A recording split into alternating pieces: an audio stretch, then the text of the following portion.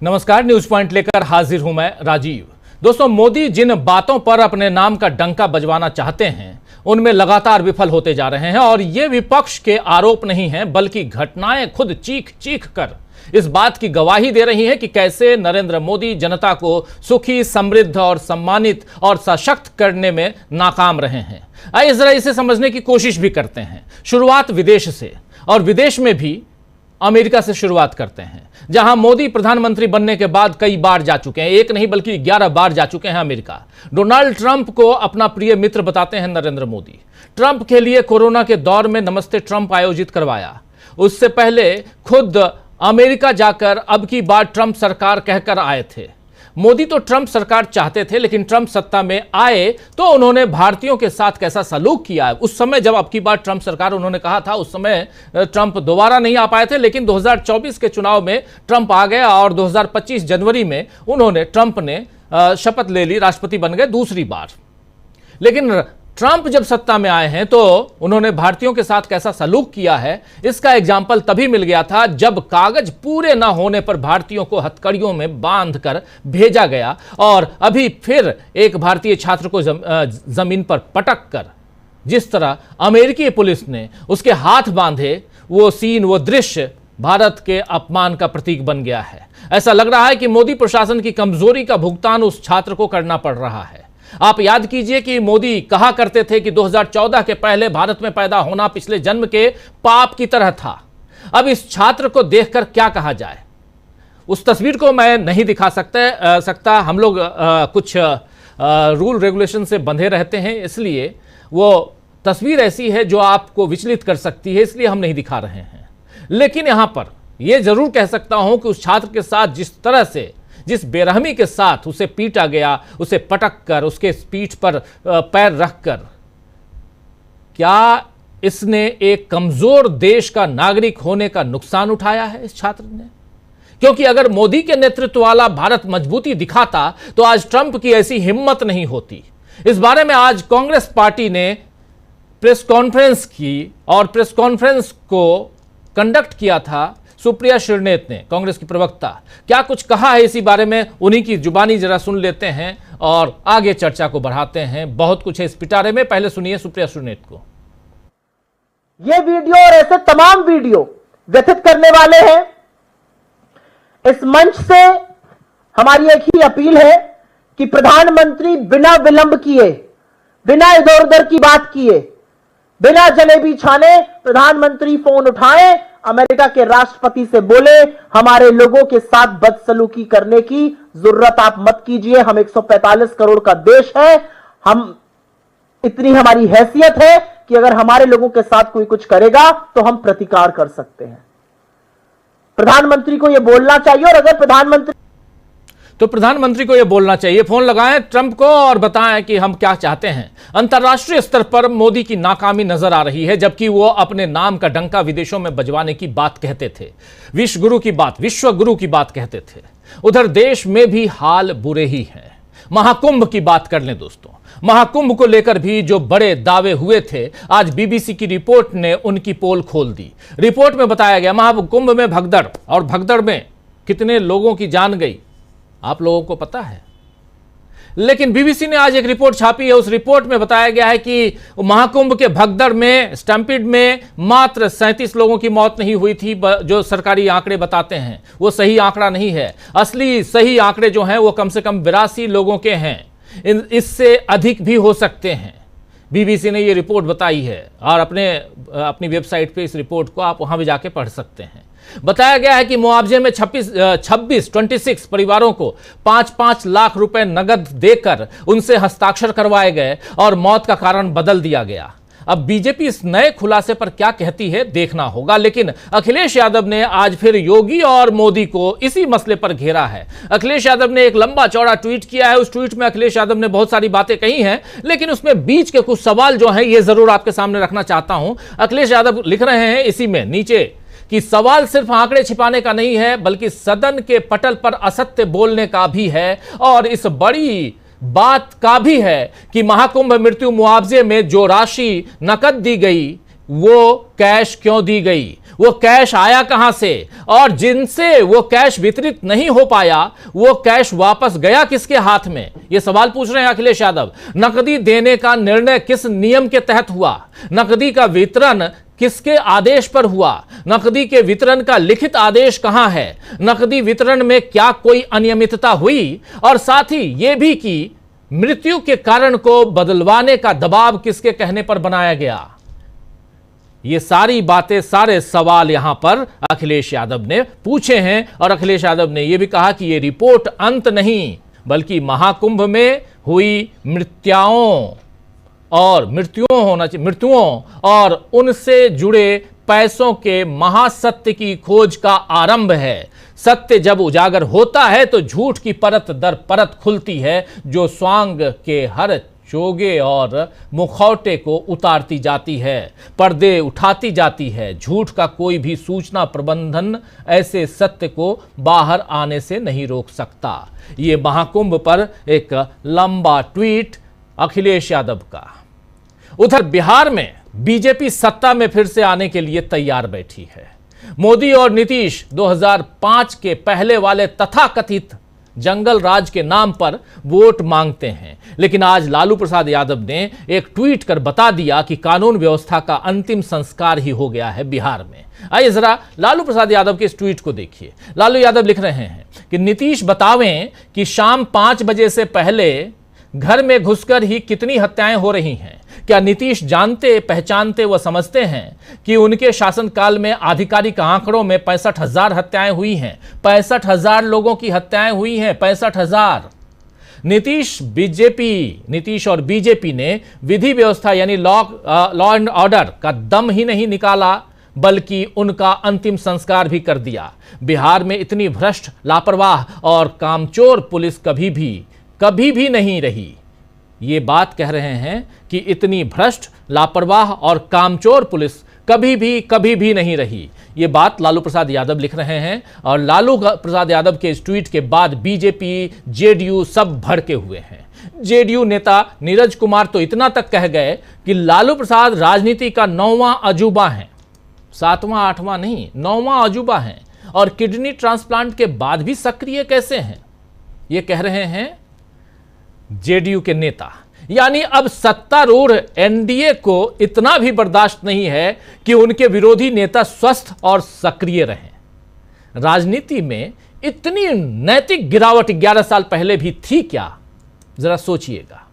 दरअसल लालू प्रसाद की सामाजिक न्याय की राजनीति का तोड़ मोदी को नहीं मिल रहा है, और राहुल गांधी इसे और मजबूत कर रहे हैं तो बीजेपी उन पर भी हमलावर रहती है। लेकिन राहुल गांधी कहां रुकते हैं। अभी मध्य प्रदेश में एक दलित युवक की जान लेने के मामले में गहराई से अपनी बात रखते हुए राहुल गांधी ने बीजेपी और आरएसएस के मनुवादी होने के नए सबूत दे दिए। आप याद कीजिए कि इनके बारे में लगातार राहुल गांधी कह रहे हैं ये मनुवादी हैं, और मनुवादी मतलब आगे समझ सकते हैं आप कि राहुल गांधी किस राह पे अपनी बात को ले जाना चाहते हैं। राहुल गांधी ने ट्वीट किया है, ट्वीट में लिखा है कि मध्य प्रदेश में 19 साल के पंकज प्रजापति को सिर्फ इसीलिए सरेआम गोली मार दी गई क्योंकि उसने दलित होकर अपने हिस्से का हक मांगा। एफआईआर दर्ज नहीं की गई, पोस्टमार्टम टाल दिया गया क्योंकि गुनाहगार नेता सत्ता की गोद में बैठा है, और सत्ता मनुवादी और बहुजन विरोधी बीजेपी की है। मोदी सरकार के 11 साल दलितों, आदिवासियों, पिछड़ों और अल्पसंख्यकों के लिए अपमान, हिंसा और भेदभाव से भरे रहे हैं। इन्हें संस्थागत रूप से दोयम दर्जे का नागरिक बनाने का मुख्यधारा से दूर रखने की मुख्यधारा से दूर रखने की साजिश लगातार जारी है। दोषियों की तुरंत गिरफ्तारी हो और उन्हें कड़ी से कड़ी सजा दिलाई जाए। मैं प्रजापति परिवार और देश के हर बहुजन के साथ खड़ा हूं। ये लड़ाई सम्मान, न्याय और बराबरी की है, और हम ये लड़ाई हर हाल में जीतेंगे, ये राहुल गांधी कह रहे हैं। तो अंतर्राष्ट्रीय मोर्चे से लेकर घरेलू राजनीति, कानून व्यवस्था, सामाजिक न्याय, हर मोर्चे पर मोदी और बीजेपी नाकाम दिख रहे हैं। जो तस्वीरें आ रही है उस आधार पर हम यहां ये बात कह रहे हैं। इसमें अगर आर्थिक पहलू को भी जोड़ दें तो लिस्ट और बड़ी हो जाएगी, क्योंकि महंगाई, बेरोजगारी, इन सब को कम करने के दावे जमीन पर तो कहीं नहीं दिखते हैं। कागजों में चाहे जितना खेल हो जाए, लेकिन हकीकत कुछ और है। तो जनता को कहीं से राहत नहीं है और थक हार कर धर्म की शरण में जनता जाए तो पता चलता है कि वहां भी बीजेपी ने कब्जा कर रखा है और सब कुछ अपने हिसाब से चलाया जा रहा है, चाहे राम मंदिर हो या फिर महाकुंभ हो। तो दोस्तों आइए आज चर्चा करेंगे कि क्या सत्ता के तीसरे शासनकाल में भी मोदी की नाकामियां उनकी गढ़ी हुई छवि पर भारी पड़ेंगी। मोदी के दावों की कैसे खुल रही है पोल, उसकी परत दर परत आज चर्चा और उसमें से कुछ चीजें निकाल के आप तक लाने की हम इस चर्चा में न्यूज पॉइंट में कोशिश करेंगे। हमारे साथ कुछ वरिष्ठ साथी जुड़े हुए हैं, पहले उन सबसे आपका परिचय करवाते हैं फिर आगे बढ़ते हैं। देखिए इस वक्त हमारे साथ 4 वरिष्ठ साथी जुड़े हुए हैं। अमलेंदु उपाध्याय जी हैं, अनिल सिन्हा जी हैं, प्रशांत टंडन जी हैं और प्रोफेसर रविकांत जी हैं। आप चारों का स्वागत इस्तकबाल है। स्वागत इस्तकबाल आप तमाम दोस्त साथी शुभचिंतक आप सबका जो अब तक जुड़ चुके हैं उनका भी, जो जुड़ने वाले हैं उनका भी। बात अमेरिका से शुरू करें या इलाहाबाद के महाकुंभ से शुरू करें प्रोफेसर रविकांत जी, लेकिन बहुत इंपॉर्टेंट है, राहुल गांधी उधर जो मध्य प्रदेश की बात कर रहे हैं उसकी बात भी करेंगे हम, और बात हम लालू प्रसाद यादव के बिहार की भी करेंगे, जिनके बारे में लगातार कहा जाता था कि 2005 से पहले वहां जंगल राज। लेकिन शुरुआत करते हैं बीबीसी की रिपोर्ट से। बीबीसी की रिपोर्ट 82 लोग, 37-36 के आंकड़े, लेकिन यहां आंकड़े बढ़ाकर फोटो के साथ और मुआवजे किनको दिया गया किनको नहीं दिया गया, ये सब कुछ है बीबीसी की रिपोर्ट में। आप तो उत्तर प्रदेश में रह रहे हैं और बहुत कुछ देख चुके हैं महाकुंभ को लेकर। यहीं से शुरुआत करते हैं, फिर जरा परत दर परत आगे बढ़ते हैं। प्रोफेसर रविकांत जी। देखिए राजीव जी, अब बात चाहे आप इलाहाबाद की करें या अमेरिका की, लगभग एक ही है। दोनों में ही भारत की इज्जत डूबी है और कुंभ में जो लोग मरे हैं, और अगर उस बाबा की माने तो जिनको बैकुंठ मिला है, वो दरअसल इस देश के संविधान को लेकर के जो समझ बनी उस पर सीधे तौर पर पलीता लगाता है। लेकिन उत्तर प्रदेश की जो सरकार है, वैसे भी योगी हैं तो हम लोग जानते हैं कि वो हठ योग जो चलता था, तो योगी जी किसी की मानते नहीं, न वो किसी की सुनते हैं। बुलडोजर राज का जो उन्होंने एक अपना प्रतिमान खड़ा किया है वो कहीं रुकता नहीं। तो अगर उन्होंने कह दिया कि साहब 37 ही लोग मरे हैं तो कौन क्या करेगा, मुआवजा अगर वो कैश में देंगे तो कौन क्या करेगा, आप उठाते रहिए सवाल। तो शुरू में तो पूरे तरीके से डिनाई ही किया गया था कि साहब थोड़ी सी भगदड़ हुई है, कहीं कोई हताहत नहीं हुआ। लेकिन जब मोदी जी ने ट्वीट कर दिया तो फिर योगी जी की मुश्किलें बढ़ी और उनको थोड़ा स्वीकार करना पड़ा। लेकिन फिर भी जो किया गया, और ये जो बीबीसी ने भी आंकड़े दिए हैं, मुझे भी लगता है कि ये अभी भी अपर्याप्त हैं, क्योंकि इलाहाबाद हमसे बहुत दूर नहीं है और इलाहाबाद से जो हमारी बातचीत हुई उस दरमियान भी वो बहुत कुछ कह रहा है। अब चूंकि आधिकारिक आंकड़े हमारे पास नहीं है तो हम नहीं कह सकते, लेकिन सच्चाई ये है कि इससे बड़ी फेहरिस्त थी, और अगर नहीं थी तो सरकार को एक एक व्यक्ति जो गायब थे उनके बारे में भी, जिनकी डेड बॉडी मिली, आप एक पत्रकार आपको याद हो जिस पर पुलिस ने प्रताड़ित किया था, हॉस्पिटल के लोगों ने भगाया था, जब वो लिस्ट उजागर कर रहा था तो उसके साथ क्या हुआ था। भाई जब आप गलत नहीं कर रहे हैं तो वो खबर आने में क्या दिक्कत है, लेकिन बराबर उन चीजों को दबाया जा रहा था, छिपाया जा रहा था लोगों से, और जो डींगे मारी जा रही थी एयरपोर्ट से लेकर के रेलवे स्टेशन पर, बस स्टॉप पे, तमाम इश्तिहार की जगहों पर कि साहब न भूतो न भविष्यति, ये जो महाकुंभ हो रहा है उसमें नहाने वाला सीधा बैकुंठ का रास्ता तय करेगा, माने अगर बच गया तो तब भी उसको बैकुंठ मिलना। इस तरह का ब्रांडिंग हो रही थी। इस देश में धर्म और आस्था कोई आज की नहीं है कि जब से मोदी जी आए हैं तब से अचानक हिंदू धर्म पैदा हो गया, और आस्था तो हजारों साल से चली आ रही। इसके पहले भी कुंभ होते थे, लेकिन कभी इस तरह से नहीं होता था कि उस कुंभ में भी हिंदू मुसलमान आप विभाजन पैदा करें, उसमें भी इस तरह की बद इंतजामी हो और आप उस सच को छुपाने लगे। ये चीजें नहीं होती थी, और प्रशासन पूरे तरीके से मुस्तैद रहता था। कभी अगर कोई गलती हुई, समाजवादी पार्टी के समय पर भी एक बार इसी तरह का अनरेस्ट हुआ था, कुछ लोग उसमें मरे थे। आजम खां उस कुंभ के संचालक थे, जिम्मेदार थे, और उन्होंने उस जिम्मेदारी को स्वीकार किया था, अपनी गलती को स्वीकार किया था। लेकिन यहां कोई गलती नहीं मानी जा सकती, यहां कोई जिम्मेदार नहीं है इस देश में। अभी कल जो हुआ मुंबई में, 5 लोग वहां पे ट्रेन से गिर करके या कैसे मरे, कोई जिम्मेदार नहीं है इस देश में। ये जो देश चल रहा है ना, वो मोदी जी की कृपा से चल रहा है। नॉन बायोलॉजिकल प्राइम मिनिस्टर है देश का, जिम्मेदार कोई नहीं। और इस बात को भी बहुत बारीकी से देखा जाना चाहिए कि मोदी जी अपने आप को नॉन बायोलॉजिकल क्यों कह रहे हैं, या क्यों नरेंद्र मोदी की छवि भगवान की तरह बनाई जा रही, क्योंकि भगवान से कोई सवाल नहीं होता है जी। तो ये प्रधानमंत्री नहीं है, भगवान है। तो लोग मरते हो तो भगवान की कृपा हुई, वैकुंठ मिलेगा। लोगों की पढ़ाई लिखाई नहीं हो रही हो, कोई चिंता की बात नहीं, आप ऐसे ही जीते रहेंगे, सवाल नहीं उठेगा, क्योंकि भगवान है। तो ये जो पूरी ब्रांडिंग की गई है, बहुत सोच समझ करके की गई। ऐसा नहीं है कि अचानक लोग यूं ही नॉन बायोलॉजिकल लोग मानने लगे मोदी जी को, मोदी जी ने यूं ही कह दिया होगा, यूं ही नहीं कहा था। उसके पीछे असली खेल यही है कि कुछ भी होता रहे, जिम्मेदार यहां कोई नहीं। आप खुद ही अपनी जिम्मेदारी उठाइए।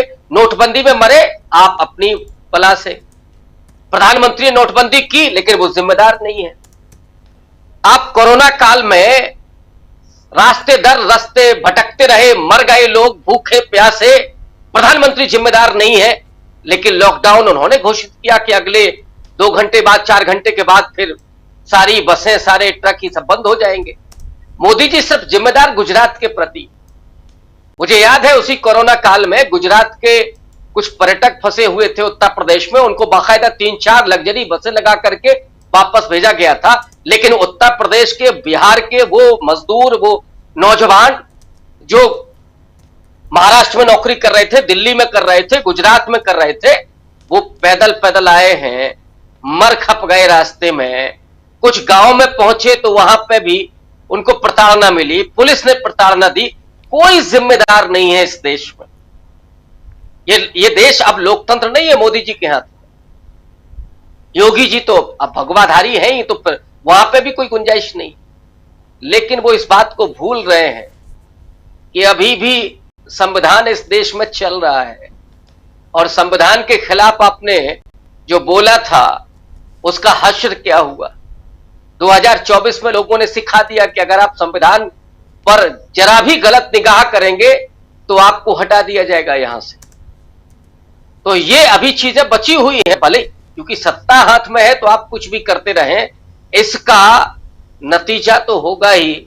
और जो आप कर रहे हैं 10-11 साल में जो भी हुआ है, या उत्तर प्रदेश में 17 के बाद जो हुआ है, जवाबदेही अब जनता तय करेगी। और वो जवाबदेही बहुत भारी पड़ने वाली है। वक्त कितना भी लगे, हो सकता है भी 2 साल 4 साल और लग जाए, लेकिन उसके बाद कोई माफ करने वाला नहीं है। क्योंकि जो 70-75 साल में हुआ, मैं उसको ज्यादा महत्वपूर्ण मानता हूं कि जो नागरिकता बोध पैदा हुआ, जो अपने राजनीतिक और संवैधानिक अधिकारों के प्रति लोगों में चेतना आई, वो ज्यादा महत्वपूर्ण साबित हुआ। इस देश का दलित और आदिवासी जिस तरीके से सचेत हुआ, वो महत्वपूर्ण साबित हुआ।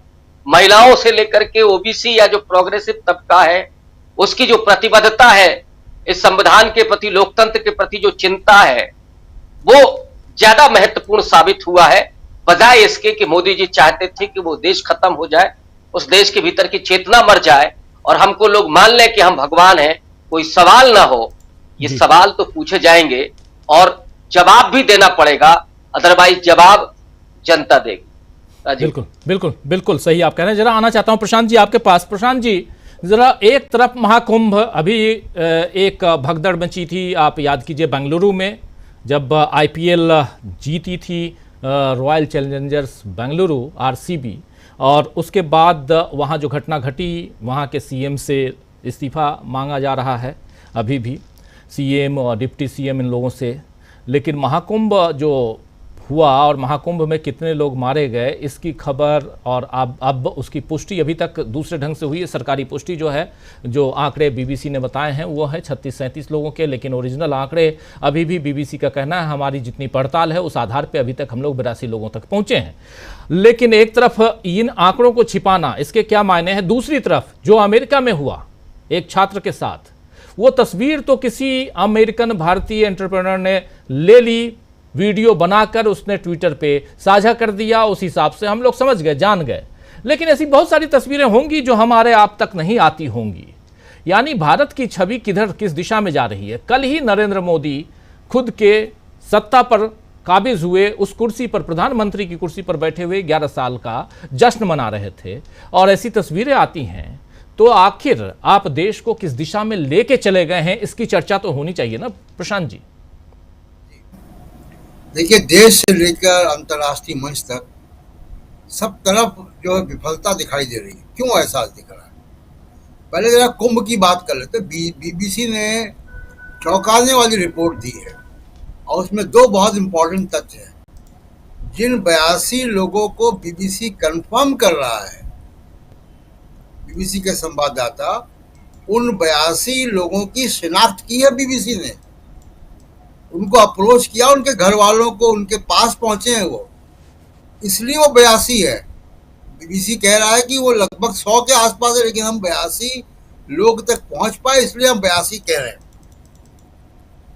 और उसमें सबसे चौंकाने वाली बात यह है कि 26 लोगों को कैश दिया गया, 5-5 लाख रुपए, उनसे दस्तखत कराए गए। बीबीसी की रिपोर्ट में मैंने देखा कि तस्वीर भी है पुराने अखबार की, जिसमें पुलिस वाला दे रहा है उनको, वो दस्तखत वाला पुलिस वाले के साथ फोटो है, पुलिस अधिकारी के साथ। तो ये 5-5 लाख रुपए कैश कहां से आया? नहीं, और सबसे बड़ी बात यह भी है कि कैश कहां से आया। दूसरा सवाल इसमें यह भी है कि ये जिनको दिया गया है उनकी गिनती मृतकों में नहीं है। वो मृतकों में, भगदड़ में शामिल मृतकों में ये शामिल नहीं है, ये 26 लोग। जी, उनसे लिखवाया गया है, उनके दस्तखत से अंगूठा लगवा के लिखवाया गया है कि उनकी मौत भगदड़ में नहीं हुई है, बीमारी से हो गई, तबीयत खराब होने से हो गई, कहीं और हो गई। तो ये एक बहुत बड़ा घोटाला है और मानवीय घोटाला है। पैसे की तो बात है ही है। कभी आपने राजीव जी सुना कि सरकार किसी को कैश देती हो? ये कैश कहां से आया? क्या बजट में इसको दिखाया गया है? क्या सीएजी इस पे कुछ बात करेगा, इसकी जांच करेगा सीएजी? ये पैसा कैश कैसे बांट दिया 5-5 लाख रुपए सरकार ने, जिसकी पुष्टि हो रही है बीबीसी की रिपोर्ट से। जी। तो ये बहुत ही बड़ा घोटाला है। और आप कंपेयर कीजिए दोनों को, जो बेंगलोर में हुआ और जो वहां हुआ। पहले 24 घंटे तो गोदी मीडिया और सरकार ने माना ही नहीं कि स्टैम्पीड हुई है, ये कहा कि अफवाह है, जबकि प्रधानमंत्री का ट्वीट आ चुका था, उसके बाद भी कहा कि अफवाह है। प्रधानमंत्री तो संवेदना जो है वो अपनी दे चुके थे। शंकराचार्यों ने कहा कि भगदड़ है, शंकराचार्यों ने कहा कि अफवाह फैला रहे हैं। और बेंगलोर में जब भगदड़ हुई, वो भी लापरवाही है, मैं मानता हूँ लापरवाही है। पुलिस ने हालांकि परमिशन नहीं दिया था, वो उसकी जांच का विषय है कि वो कैसे हुआ, क्या हुआ। लेकिन सीएम और डिप्टी सीएम ने तुरंत प्रेस कॉन्फ्रेंस की, गलती एक्सेप्ट की, मृतकों के और घायलों के को देखने गए। योगी जी ने क्या किया? 3 दिन बाद, 2 दिन बाद एक वीडियो उनका अवतरित होता है।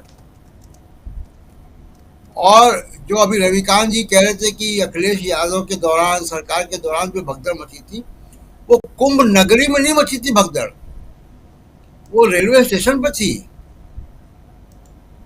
वो रेलवे का काम, तो रेलवे के इंतजाम पे सवाल उठता है। तो ये पूरा का पूरा जो कुंभ का, या कोई भी आप देख लें कि जो बीजेपी की सरकारें करती हैं, चाहे वो लालू प्रसाद यादव ने जो आंकड़े दिखाए हैं वो एनसीआरबी के आंकड़े हैं, नेशनल क्राइम रिकॉर्ड ब्यूरो के आंकड़े हैं, जो नीतीश सरकार में 65,000 लोगों की हत्याएं हुई हैं।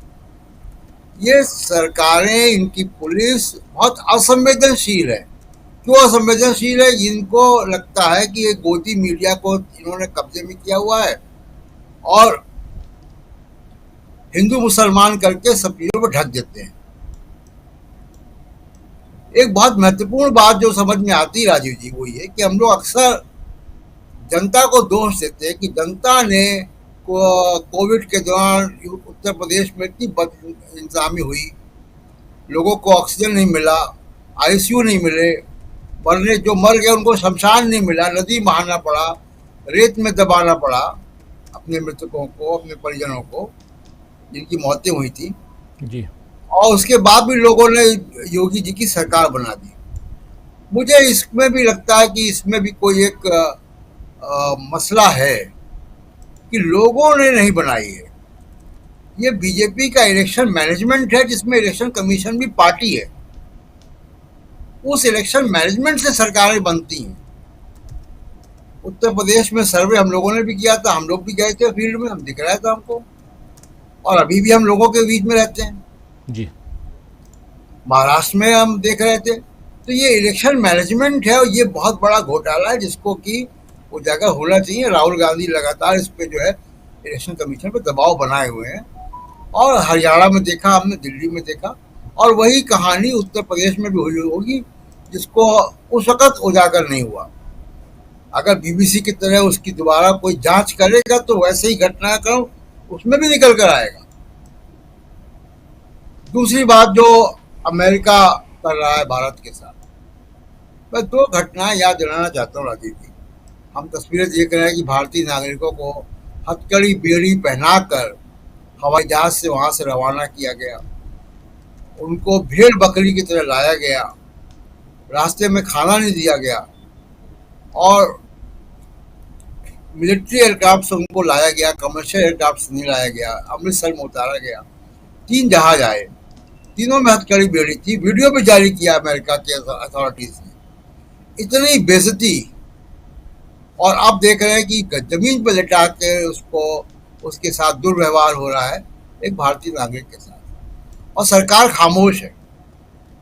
सरकार, अभी मोदी जी जाएंगे, ट्रंप से मुलाकात होगी कनाडा में, फोटो खिंचवाएंगे उनके साथ। अब याद कीजिए कि एक राजनीतिक थी हमारी दिव्यानी खोबरा गड़े, उनके साथ भी ऐसी हादसा हुआ था। एक कोई उनका निजी मामला था जिसमें लीगल एक्शन हुआ, हथकड़ी पहना दी गई, और यही हमारे जो विदेश मंत्री हैं उस वक्त अमेरिका में भारत के राजदूत थे। जी। सरकार मनमोहन सिंह की थी। मनमोहन सिंह की सरकार ने अमेरिका के राजदूत को विदेश मंत्रालय में तलब किया था। उनके यहाँ की सिक्योरिटी अमेरिकी दूतावास की कम कर दी थी, बैरिकेड हटा दिए थे, उनके खाने पीने की चीजों पे रोक लगा दी थी।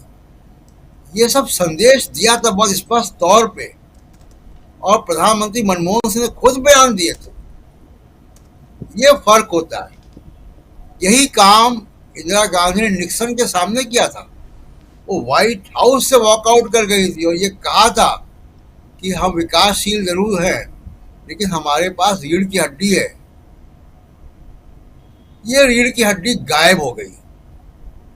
लगातार वो खुद मोदी जी की आप देखिए कि उसने क्या इज्जत रखी।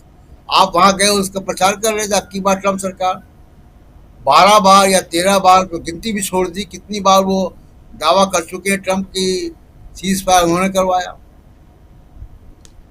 बावजूद इसके कि यहाँ सूत्रों के हवाले से कहा जा रहा है कि सीज फायर में अमेरिका का कोई रोल नहीं था, लेकिन ट्रंप तो बार बार कह रहे हैं, और अभी मोदी जी के सामने आमना सामना होगा, क्या पता वहां भी ना कह दें। जी। तो ये पूरी तरीके से जो डंका बजाया गया 11 साल, उसकी असलियत हम देख रहे हैं, और उसकी असलियत विपक्ष के तमाम वो सांसद भी देख कर आए हैं जो जो विदेश के दौरों पे गए थे। वो अभी खामोश हैं, बोल रहे हैं, लेकिन देख के तो आए हैं वो। तो मोदी जी की जो विदेश नीति है, चाहे वो डोमेस्टिक नीति है, वो देश के ऊपर बहुत भारी पड़ी है, और अगली सरकारों को कई वर्ष लगेंगे, बहुत मेहनत लगेगी इसको ठीक करने में। आप देखिए कि 3-4 प्रधानमंत्रियों का कार्यकाल गया भारत पाकिस्तान को डिहाइफेनेट कराने में, यानी अमेरिका भारत पाकिस्तान को एक ही वाक्य में, एक ही खांचे में रख के बात ना करे जी। इसमें 3-4 प्रधानमंत्रियों के समय की डिप्लोमेसी गई, वो वापस आ गया मोदी जी की कार्यकाल में। चाइना की तो बात ही करना बेकार है। जी राजीव जी बिल्कुल बिल्कुल, हमारे साथ जुड़ गए हैं समीरात्मज मिश्र जी। समीर जी, आपका स्वागत करता हूं इस कार्यक्रम में और आना चाहता हूं अनिल जी आपके पास। बहुत सारी बातें अलग अलग और घटनाक्रम, और इस पर चर्चा जितनी की जाए तो उसमें परत दर परत कुछ पोल खुलती हैं, दावों की पोल खुलते हुए। और पहले दिन से आप देखिए, जब नरेंद्र मोदी जब सत्ता पर काबिज नहीं हुए थे 2014 का चुनाव, और उस दौरान पहला जो भाषण जो उनका चल रहा था, पहले चुनाव के जो चुनावी भाषण, उसमें जितनी बातें उन्होंने कही, उसमें से कितनी बातों को उन्होंने अपने वादों को, दावों को उन्होंने फुलफिल किया। याद कीजिए तो उसमें से लिस्ट बनाइए, देखिए कितनी, बहुत कम है। कहाँ है उनका स्मार्ट सिटी? बहुत सारे ऐसे सवाल पूछे जाते हैं, रिपीट नहीं करूँगा। लेकिन अब जबकि आज की तारीख में सबसे बड़ी चीज़ कि जब युवाओं की बात होती है, युवाओं के दम पर नरेंद्र मोदी आगे बढ़ते गए, उन युवाओं का क्या हो रहा है, विदेशों में जिस ढंग से उनके साथ व्यवहार किया जा रहा है, इस पर नरेंद्र मोदी की चुप्पी क्यों है, जो कांग्रेस पूछ रही है, विपक्ष पूछेगा, देश की जनता भी पूछेगी। और सबसे इम्पॉर्टेंट बात कि क्या इस देश में अगर किसी दुर्घटना में किसी की मौत हो जाए तो उस आंकड़े को आप छिपा रहे हैं। यहां तक तो चलो, जिसकी पहुंच नहीं है उसको पता नहीं, लेकिन आप मुआवजे के नाम पे भी घोटाला करेंगे। बीबीसी की रिपोर्ट तो यही बता रही है। आपका नजरिया इस पे कि आखिर क्यों यहां पर सीधा सीधा, चाहे किसी भी ढंग की घटना हो, उसमें अब आपको शक की निगाह से देखना होगा, और अगर आपकी सरकार जिस राज्य में नहीं है वहां आप डंका पीटेंगे। है कि ये पैटर्न है। मैं उसमें उन्होंने जो बताया प्रशांत जी और सबने वो सही कहा, लेकिन उसमें जोड़ना चाहिए है ऐसा क्यों। ये कोई ऐसा नहीं है कि इनके काम करने के तरीके में खोट है, ये वैचारिक खोट है, और इस वैचारिक खोट को समझना चाहिए, जिसकी वजह से आपकी आज स्थिति हो गई। जो सरकार है वो मानती नहीं है कि नागरिकों को ये अधिकार है, मानवाधिकार में विश्वास नहीं करती है। उसको नागरिक होने के जो लोकतांत्रिक अधिकार है, लोगों को डेमोक्रेटिक राइट्स, उसमें उसको ये नहीं है, मतलब उसको मानने के लिए तैयार नहीं है। और इस पैटर्न को आप देखिए कि ये अकेला थोड़ी महाकुंभ में हुआ है। जब ये गंगा में जो ये लाशें घूम रही, ये तैर रही थी, उस समय भी हुआ। और उस समय जो कोरोना में, जो कोविड में जो लोग मारे गए जो आप कहें, उसमें उनकी संख्या के बारे में भी तो बताया गया कि 45 लाख लोग मारे गए, और इन्होंने स्वीकार कितना किया। तो ये है कि एक ओपेक सोसाइटी, एक लोकतंत्र जो अपारदर्शी है, जिसमें कि सूचनाओं तक आपको नहीं पहुंचना है और उसको मैनिपुलेट करना है। ये घोटाला नहीं, ये तो पूरा कार्य प्रणाली को बताता है। और उसके बाद लोगों से लिखा लिया, ये यही है कि नागरिक के रूप में आप अपना अधिकार सरेंडर करना, कि भाई हम आपको पैसे तो दे देंगे, लेकिन आप बताओ कि हम जो है महाकुंभ की भगदड़ में नहीं मरे। मतलब ये मैनेज करना, मतलब यही है। आप वो देखेंगे, ये दोनों में कोई फर्क नहीं है कि आपको काम नहीं देंगे मनरेगा के तहत, लेकिन आप अनाज ले लीजिए फ्री में। मतलब नागरिक होने का जो आपको जो राइट है, जो सम्मान है, वो नहीं देना है। तो ये एक आइडियोलॉजिकल प्रॉब्लम है हिंदुत्व के इस दर्शन का, जिसमें कि वो सब कुछ इसी तरह से मानता है। आप बताया, आपने देखा नहीं, लोग मर गए, उन्होंने जो भाषण किया और बताया कि महागाव जो डुबकी लगाई, मतलब जो सुरक्षा जैकेट पहन करके डुबकी लगाते हुए, तो पहली बार पूरे दुनिया में आपने देखा होगा कि जो इतना पानी खराब रहा होगा, डॉक्टरों ने बोला होगा कि इसको उतना ही मतलब बाहर से ही निकलने दीजिए, शरीर में लगने मत दीजिए। वो तो लोगों ने उसको तो चित्र उपलब्ध है, तो वो उन्होंने किया और कहा कि इससे ऊर्जा निकली है, और क्या क्या मतलब कहाँ कहाँ ले गए उस ऊर्जा को, और सनातन और से फिर जाकर के सोमनाथ तक। तो ये एक आइडियोलॉजिकल प्रॉब्लम है। ये कोई लग रहा है क्या कि कोई चूक हो गई है, कोई गलती हो रही है, ये आइडियोलॉजी है। और यही आपको अमेरिका वाले में हुआ है। अमेरिका वाले में क्या हुआ, आप लोग हम लोग भी सामना नहीं करना चाहते। आप बांग्लादेश के लोगों को आप भगा रहे हैं। रोज हेडलाइंस, अच्छे अखबार, अच्छे मतलब जिन अखबारों को मैं विश्वसनीय अखबार मानता हूं, वो भी रहा कि 2000 लोग डिपोर्ट किए गए। हेडलाइंस मैंने देखी एक बहुत प्रतिष्ठित अखबार में, और आप कई सब अखबार रोज लिख रहा है 200 आप भेजे गए। आप एक जो नागरिक बांग्लादेश का नागरिक है, वो बांग्लादेशी को आप घुसपैठिया बोलते हैं। तो ये आपका आइडियोलॉजिकल प्रॉब्लम है। ये इससे, और अब अगर आप किस मुंह से जाएंगे कहने के लिए अमेरिका वालों को कि हमारे लोगों के साथ नागरिक के तरह व्यवहार करो।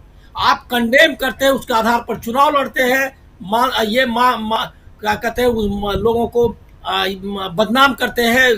कोई भी बांग्लादेश से हो या इवन बंगाली जो बांग्ला बोलने वाला है, आपको पता होगा दिल्ली में बहुत सारे लोगों को लोग समझते हैं जो कि सीमावर्ती इलाके के हैं, उनको बांग्लादेशी समझते हैं। वो बांग्ला बोला तो लगता है कि बांग्लादेश से आया है। तो ये आपने बना कर रखा है। ये आइडियोलॉजिकल प्रॉब्लम है कि नागरिक को कहीं देश का, हिंदुस्तान हो या हिंदुस्तान के बाहर, नागरिक नहीं समझना। और यही वजह है आप किस तरह से, आप किस मुंह से मुकाबला कर सकते हैं और उनको किस मोरल राइट से आप अपने प्रतिनिधि मंडल भेजते हैं सर्वदलीय के नाम पर। सर्वदलीय दलों की बैठक नहीं बुलाते, आप संसद के विशेष सत्र नहीं बुलाते, प्रेस कॉन्फ्रेंस नहीं करते। अभी इसी मामले में देखिए ना, 1.5 करोड़ 2 करोड़ लोग देख चुके हैं वो जो कुणाल जैन का जो वीडियो आपने बताया, जिसके बारे में आपने दिखाया नहीं, लेकिन वो जो वीडियो दिखाया, जो जमीन पर लिटाया हुआ है, लिटाया पटक दिया है उसको पटक करके उस पर चढ़ा हुआ है। और देखिए कि हम लोग एक नागरिक मतलब के भारतीय के रूप में हम कितना अपना सम्मान करते हैं, वो आप देख लीजिए। यही आपको ब्लैक लाइव्स ऑल्सो मैटर करके हो गया था पूरा आंदोलन ना, वहाँ यही इसी तरह के दृश्य थे। वो जो शख्स, उसका नाम मैं भूल रहा हूँ अभी, वो जो जिसके नाम पर एक आदमी की वो तस्वीर वायरल हुई, और उस तस्वीर को लेकर पूरा अमेरिका खड़ा हो गया। और वो अमेरिका, और वो भी क्या, ब्लैक मतलब जो डोमिनेट नहीं है, डिप्राइव्ड है, उसके लिए खड़ा हो गया। और आपको इस तरह से भेज रहा है। और एक भी आपने कहीं जुलूस भी, एक कोई धरना कहीं आपने प्रदर्शन देखा क्या? और उस पे तो गायब ही है, क्या कहते हैं, चैनल्स पे, और उसमें कांग्रेस एक प्रेस कॉन्फ्रेंस कर रही है। इसके अलावा आपने क्या देखा? तो हम एक नागरिक के रूप में भी, जो भारतीय नागरिक के रूप में जो अपना सम्मान है, वो भी हमने खो दिया है इन 11 सालों में।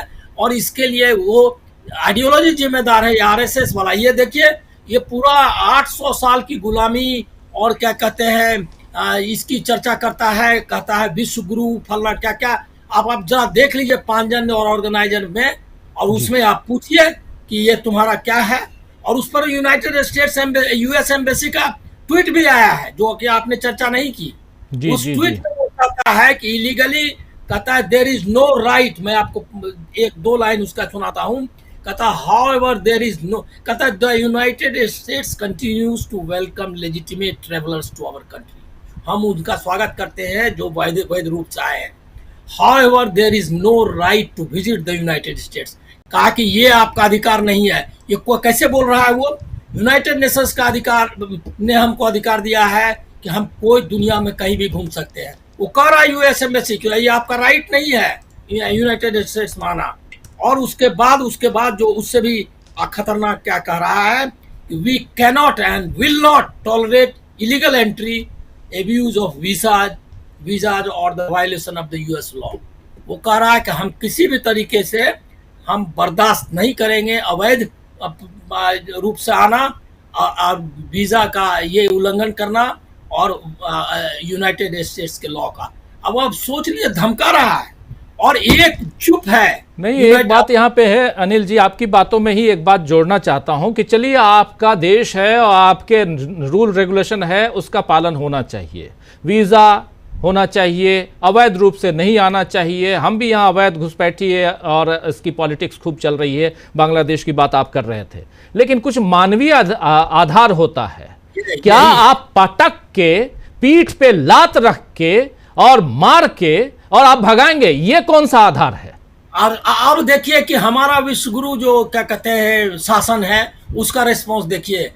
छोटे कंट्रीज मैक्सिको, वेनेजुएला, सबका किस्सा आप जानते हैं जी। कि वो रेसिस्ट किया, जो कि बगल में है, जहां अमेरिका अपनी सेना लेके घुस सकती है, वो जो है, और उनका स्टेक भी है कि उनके लोग उनके यहाँ हैं और उनकी इकोनॉमी उस पर डिपेंडेंट है। लेकिन वो लैटिन अमेरिका के छोटे मुल्कों ने जो ताकत दिखलाई कि भाई हमारे लोगों को आप भेजो, लेकिन इज्जत के साथ भेजो। और उसके कई किस्से आपने देखे पिछले बार वाले में। हम ये इज्जत के लिए भी तैयार नहीं है। और उसके बाद जाकर के ये ऐसा कैसे हुआ? ऐसा इसीलिए हुआ कि पूरा का पूरा मीडिया बिका हुआ है। और दूसरा कि आप बताइए, जा रहे हैं लोग, उतर आए थे, सब जानता है कि किस तरह नेहरू, जब कोई ऑर्गेनाइज्ड उनका नहीं था, ऐसे ही वो जो है सो एक उनका निकला वो जो काफिला, तो पूरा अमेरिका जो है, मतलब वो शहर उनके लिए टूट पड़ा था।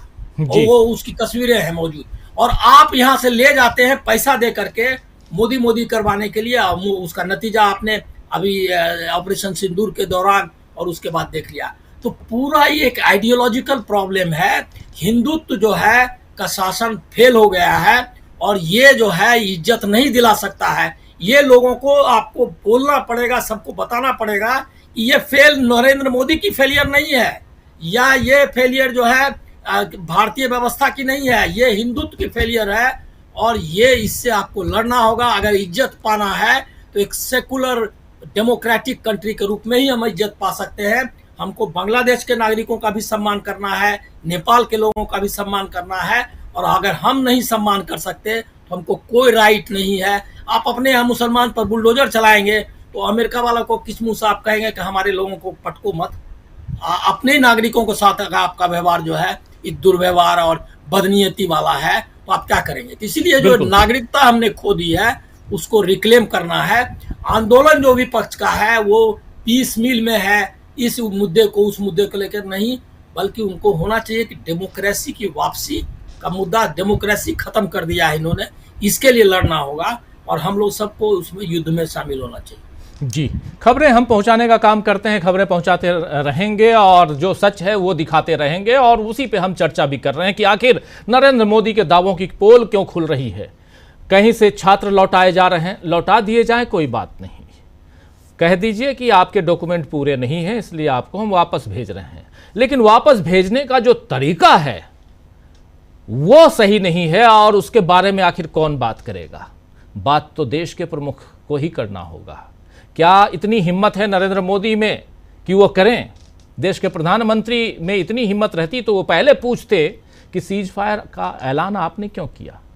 वो तो हमको करना चाहिए था, दो देशों के बीच की बात थी, तीसरे आप कहां से आ गए? लेकिन अमलेंदु जी, पहले आपके पास आता हूं, फिर समीर जी आपके पास आऊंगा। और अमलेंदु जी, आपसे जरा समझना चाहता हूं कि इधर जो भगदड़ मची महाकुंभ में 26 लोगों को, बीबीसी की रिपोर्ट के अनुसार 26 लोगों को 5-5 लाख रुपए दिए गए कैश। 82 लोगों की लिस्ट फोटो सहित बीबीसी ने छाप दी। 37 लोगों के बारे में सरकार का कहना है कि 37 लोग, जो पुष्टि सरकार ने की थी, 37 लोगों की मौत हुई। बीबीसी का कहना है 82 तो ये हैं, अभी जांच जारी है, जिसमें से 26 लोगों को कैश दिए गए, बच गए 57 लोग। फिर भी 57 लोग, 57 बचे हुए हैं। 82 में से आप 26 निकाल दीजिए। सवाल ये उठता है अमलेंदु जी, ये पैसे आए कहां से? कैश जो अभी पूछ रहे थे हमारे साथी प्रशांत टंडन जी, ये पैसे कहां से आए होंगे? किसने दिया? सरकार की तरफ से पुलिस वाला पैसा दे रहा है, सिग्नेचर भी ले रहा है और कह रहा है कि नहीं, हमारे परिजन की मौत महाकुंभ में नहीं हुई है, वो एफिडेविट दे रहा है। कहां से हो गया ये कौन सा? और चलिए सब कुछ करवा लिए, गड़बड़ घोटाला सब होता है, मान लिया, लेकिन क्यों कर रहे हैं ऐसा? क्या फायदा इससे? इसी की चर्चा कर लें। देश भ्रष्टाचार मुक्त नहीं होगा जो आप कहते थे मुक्त हो गया, भ्रष्ट हो गया और वो सब कुछ उसी गोबर से लिपे हुए हैं सब लोग, चलिए मान लिया। लेकिन बात यह है ना कि कर क्यों रहे हैं? विकसित भारत बनाने के लिए, और इसी राह पे आप विकसित भारत बनाएंगे। 2047 का भारत ऐसा ही होगा। राजीव जी, असल में भारतीय जनता पार्टी के विकसित भारत का लाशों से बड़ा संबंध है, और ये लाशों के ढेर पर ही विकसित भारत तैयार करना चाहते हैं। शायद इनकी परिकल्पना जो है विकसित भारत की यही है कि लाशों के ढेर होंगे और उस पर विकसित भारत खड़ा होगा। गरीब की कोई जगह नहीं है और साधारण आदमी की कोई जगह नहीं है इनके विकसित भारत में। इनके विकसित भारत में वही ताकतवर लोग होंगे, और इसी तरीके से देश ये विकसित भारत बनाना चाहते हैं। कुल मिलाकर राजीव जी लगता यही है। वाजिब सवाल ये है राजीव जी कि अगर पुलिस का कोई व्यक्ति जो है वो 5 लाख रुपया कैश दे रहा है, पहले तो ये प्रधानमंत्री नरेंद्र मोदी की उस नोटबंदी पर सवाल खड़े करता है और काले धन के खिलाफ जो उनकी मुहिम थी उस पर सवाल खड़े करता है कि नोटबंदी के बाद अगर कोई सरकारी अधिकारी 5 लाख रुपया एक व्यक्ति को दे रहा है राजीव जी, 82 लोगों की बात है, 37 को चलिए मान लिया कि सरकार ने मान लिया है 37 को, तो बाकी लोगों को दिया गया है। तो अभी 82 को मतलब जो उनकी जांच में बीबीसी की आया ही आया है, अभी जारी है, जांच जारी है। हो सकता है 82 820 भी हो जाए, 1820 भी हो जाए, तो और भी पैसा गया होगा। तो जब जांच आई आएगी तब मालूम पड़ेगा कि 1000 लोगों को दिया गया कि 2000 लोगों को दिया गया। अब सवाल राजीव जी ये है कि इसकी जांच कौन करेगा? कोई ईडी सीबीआई इसकी अब जांच करेगी कि नहीं करेगी? यहाँ तो मनी ट्रेल है। अब ईडी को मुकदमा कायम करना चाहिए, 5-5 लाख रुपया दिया गया, वहां सबूत दिए गए हैं, तो ये तो अब मनी ट्रेल आ गया। सुप्रीम कोर्ट यही कहता है कि भाई ईडी तब तक कार्रवाई नहीं करेगी जब तक कि मनी ट्रेल नहीं होगा। अब मनी ट्रेल भी आ गया तो कार्रवाई करे। उत्तर प्रदेश सरकार क्या अगर ने दिलवाया है पैसा तो क्या उसके रिकॉर्ड में है? और अगर सरकार के रिकॉर्ड में है, सरकार की तरफ से दिया गया है राजीव जी, तो जाहिर सी बात है कि फिर कैश क्यों दिया सरकार ने? वो आपने चेक क्यों नहीं दिया? आपने अकाउंट में क्यों नहीं दिया? और सरकार इतना कैश कब देती है? और अगर है राजीव जी ऐसा, तो इसका मतलब कोई घपले भी हुए होंगे। अगर 25 लोगों को दिया गया, 82 लोगों को दिया गया या 100 लोगों को दिया गया, तो हो सकता है पर्चे में दिखाए होगी 2000 लोगों को दिया गया, मिला 82 लोगों को, ऐसा भी तो हो सकता है। तो ये तो सरकार को खुद जांच करानी चाहिए कि जितना पैसा दिया गया, जितनी लिस्ट दी गई है, उनको पास पैसा पहुंचा भी कि नहीं पहुंचा। तो ये तो राजीव जी कई स्तर पर भ्रष्टाचार का मामला भी है। ये सिर्फ लाशों के नंबर छिपाने का ही मसला नहीं है, ये मसला ये भी है कि कितना भयंकर भ्रष्टाचार सरकार के स्तर पर हो रहा है और इसको संस्थागत रूप दिया जा रहा है। ये इस रिपोर्ट से आता है। तो अब अगर इस रिपोर्ट पर कोई आपत्ति है तो उत्तर प्रदेश की सरकार को इस पर आपत्ति करनी चाहिए। इस रिपोर्ट पर मुकदमे कायम करने में बहुत तत्पर रहती है उत्तर प्रदेश की सरकार। बीबीसी पर एक मुकदमा और कर दे, ईडी जाकर छापा फिर से डाल दे बीबीसी पर, और बीबीसी से कहेगी बताओगी ये मनी ट्रेल कहाँ से, तो बीबीसी बताएगा उसने रिपोर्ट की कि ये मनी ट्रेल यहाँ से पैसा गया है। और उसमें फिर मनी ट्रेल में जो आए, फिर चाहे वो मुख्यमंत्री हैं और चाहे मुख्य सचिव आए और चाहे डीजीपी आए, जो भी उसमें आए, फिर उन सबको फिर लिया जाए उसमें काम में तो किया जाए। लेकिन राजीव जी ये मसला सिर्फ इतना नहीं है। असली बात यह है कि आप बुरी तरीके से फेल हो रहे हैं।